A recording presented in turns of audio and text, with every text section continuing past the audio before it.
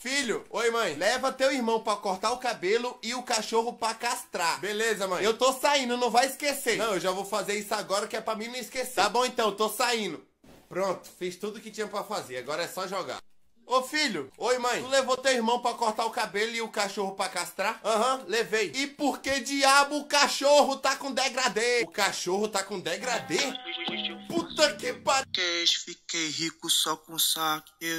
Bolei no Vitão, lancei o disfarce, mando freestyle, pique de bandido. Se o cachorro tá com degradê, então meu irmão tá... Ô mãe! O que foi, meu filho? O barbeiro tava meio diferente hoje, mãe. Meu Deus, o que ele fez com você, meu filho? Ele cortou, mas não foi o meu cabelo, mãe. Cortou as minhas bolinhas de gude. Não! Oh, meu Deus, não chora não, meu filho. Olha aí, tá vendo o que você fez com seu irmão? É, mas... pelo menos o cachorro tá chavoso. Bolei no Vitão, lancei o disfarce.